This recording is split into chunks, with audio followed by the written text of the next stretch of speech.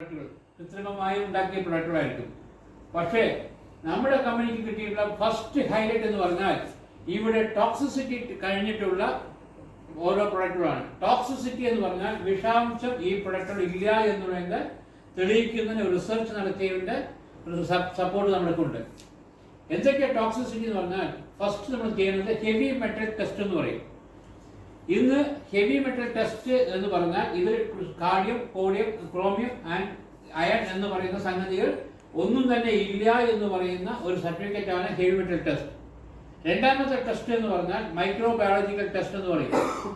Microbiological test എന്ന് പറഞ്ഞാൽ ഇന്ന് അത് ഈക്വലി എന്ന് പറഞ്ഞാൽ ഏറ്റവും ഹാനികരമായ ഒരു ബാക്ടീരിയയുടെ ഘടകം ഇന്ന് എല്ലാത്തിലും ഉണ്ട്. പക്ഷേ നമ്മുടെ കമ്പനിയിൽ പൂർണ്ണമായും ഇല്ല എന്ന് പറയുന്ന ഒരു സർട്ടിഫിക്കറ്റ് ഇത്. ഇതെങ്ങനെ ഇവിടെ കൊടുക്കുമെന്ന് പറഞ്ഞാൽ ഏകദേശം ഓരോ 6 മാസമാണ് ഇത് റിസർച്ച് നടത്തുന്നത്. ഈ പ്രൊഡക്റ്റുകളുടെ ടെസ്റ്റ് നടത്തി സപ്പോർട്ട് തരുന്നത്. എല്ലാവർക്കും ഇനി ഒരു കാര്യം ഞാൻ പറയാം. നമ്മുടെ എല്ലാ പ്രൊഡക്റ്റുകൾക്കും ഒരു പ്രത്യേകതയുണ്ട്. നമ്മുടെ പ്രൊഡക്റ്റുകളെല്ലാം ഹ്യൂമൻ ട്രയൽ കഴിഞ്ഞു വന്നതാണ്. എന്താണ് ഹ്യൂമൻ ട്രയൽ? ഹ്യൂമൻ ട്രയൽ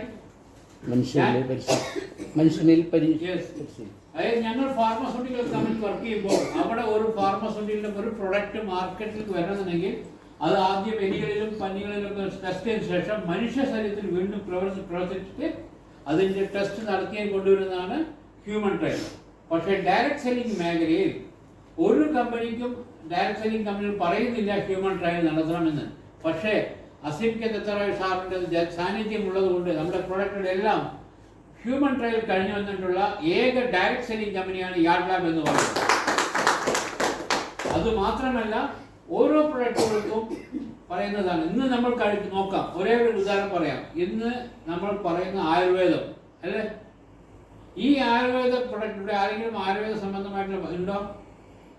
ആരെങ്കിലും ഉണ്ടോ ആയുർവേദത്തിന് സംബന്ധമായിട്ടുള്ള ഡോക്ടർമാരോ അല്ലെങ്കിൽ വൈദ്യന്മാരോ ആരെങ്കിലും ഉണ്ടോ? ഇവിടെ ഇരിക്കുന്നുണ്ടോ? ഇല്ലല്ലോ. എന്നാൽ പോലും ഞാൻ പറയാൻ ആയുർവേദത്തിൽ എല്ലാ പ്രൊഡക്റ്റുകൾക്കും ഇന്ന് നമുക്ക് നോക്കുമ്പോൾ അവരുടെ ഹെവി മെറ്റൽ ടെസ്റ്റോ ടോക്സിസിറ്റി ടെസ്റ്റ് ചെയ്യുന്നുണ്ടോ? ഇന്ന് ആയുർവേദത്തിന്റെ മരുന്നുകൾ എവിടെ നിന്നാണ് ഉത്പാദിക്കപ്പെടുന്നത്? ഓരോന്ന് സദാവരി ആവട്ടെ അവരുടെ സംഘടന ഓരോ പ്രൊഡക്റ്റുകളും അവർ എവിടെ നിന്നാണ് ഉത്പാദിക്കപ്പെടുന്നത്? മണ്ണിന്റെ അടിയിൽ നിന്ന് വിളയുന്ന ചെടികളിൽ നിന്നാണ് എടുക്കുന്നത് അല്ലേ? പക്ഷെ അതിൽ ടെസ്റ്റ് ചെയ്ത് നോക്കിക്കഴിഞ്ഞാൽ തീർച്ചയായിട്ടും അതിൽ ഹെവി മെറ്റൽസ് ഉണ്ടായിരിക്കും. കാരണം പണ്ട് കാലത്തുള്ള മണ്ണുകളല്ല ഇന്നുള്ളത്. ഇന്നെല്ലാം കൃത്രിമമായി കെമിക്കൽ ബേസിലുള്ള വിളനിലമായി കഴിഞ്ഞു അല്ലേ? പക്ഷേ ഇന്ന് യാർഡ് ലാബ് എന്ന് പറയുന്ന ഈ കമ്പനിയുടെ ഓരോ പ്രൊഡക്റ്റുകളും ഹെവി മെറ്റൽ ടെസ്റ്റ് കഴിഞ്ഞ് വരുമ്പോൾ ഇതിൽ ഒരു തരത്തിലും കെമിക്കൽ ഇല്ലെന്ന് പൂർണ്ണതയോടെ ഏഷ്യയിലെ ഏറ്റവും വലിയ ലാഭമായ ഇക്വിനോക്സ് എന്നുള്ള സർട്ടിഫിക്കറ്റ് കിട്ടിയിട്ടുള്ള പ്രൊഡക്റ്റുകളാണ് നമ്മുടേത്. സോ അത്തരത്തിലുള്ള പ്രൊഡക്റ്റുകളെ കുറിച്ച് ജസ്റ്റ് ഞാൻ പറയാം. അതിനു മുന്നേ ഇത് നമ്മുടെ കണക്കല്ല, ലോക ആരോഗ്യ സംഘടനയുടെ കണക്കാണ്. ഏകദേശം ഏറ്റവും കൂടുതൽ മരണം സംഭവിക്കുന്നത് എവിടെയാണ്? ഏതിനാണ്? കാർഡിയോവാസ്കുലർ ഡിസീസ് എന്ന് പറയുന്നത്. ഈ കാർഡിയോവാസ്കുലർ ഡിസീസിൽ എത്ര വരുന്നത്? 31.8% ആണ്. പക്ഷേ കഴിഞ്ഞ ഒരു 3-4 കൊല്ലം മുന്നേ വരയ്ക്കും 2021 വരയ്ക്കും ഈ WHO കണക്ക് ഇത് 2017 തന്നാണ്. അന്നത്തെ 2017 വന്ന കണക്കാണ്. പക്ഷേ 2020 ഞെട്ടിക്കുന്ന ഒരു കണക്കൂടി വന്നു കഴിഞ്ഞു. അതിന്റെ കണക്ക് എന്താ വെച്ചാൽ നിയോപ്ലാസംസ് എന്ന് പറയുന്ന ഈ രോഗം ഇന്ന് വന്നുകൊണ്ടിരിക്കുകയാണ്. അതിനെ ഓവർടേക്ക് ചെയ്യും. ഈ നിയോപ്ലാസം നമ്മുടെ കാർഡിയോവാസ്കുലർ ഡിസീസിനെ ഓവർടേക്ക് ചെയ്യും. എന്താണ് നിയോപ്ലാസംസ്? ഇന്ന് വരുന്ന ഈ ഫാസ്റ്റ് ഫുഡ് സംസ്കാരം ആണ് അതിന്റെ പ്രധാന കാരണം. നമ്മൾ കഴിക്കുന്നതിലെല്ലാം എന്താണ്? കെമിക്കൽസും ഫാസ്റ്റ് ഫുഡ്സുമാണ് ഇതിന്റെ പ്രധാന കാരണം. ഇന്നലെ ഞാൻ എൻ്റെ പ്രൊഡക്റ്റ് ട്രെയിനിങ്ങിൽ പറഞ്ഞിരുന്നു, ലെൻസിനാണ് ഏറ്റവും കൂടുതൽ പ്രോബ്ലം വരുന്നത്. അതായത് ഒരു 40 വയസ്സ് കഴിഞ്ഞ ഏതൊരു പുരുഷന്മാരിലും ഈ പ്രോബ്ലം വന്നു തുടങ്ങിക്കൊണ്ടിരിക്കുകയാണ്. അതായത് അവരുടെ ബ്രസ്റ്റ് വലുതായി അതിൽ വ്രണങ്ങളായി അത് പ്രോബ്ലമായിട്ട് മാറി അതിന് ബ്രെയിൻ ഡെത്ത് സംഭവിക്കുന്ന ഒരു രോഗമാണ് ഇത് നിയോപ്ലാസംസ് എന്ന് പറയുന്നത്. സോ ഇത് ഓവർടേക്ക് ചെയ്യാൻ കാരണം ഇത് ഇന്നു മുതൽക്ക് നമുക്ക് ഓരോരുത്തർക്കും വരദമായി കിട്ടിയിട്ടുള്ള ഈ യാർഡ് ലാബിന്റെ പോഷകാഹാരങ്ങൾ കഴിക്കുക. എന്നാൽ മാത്രമേ ഇതിന് നമുക്ക് രക്ഷപ്പെടാൻ പറ്റുകയുള്ളൂ.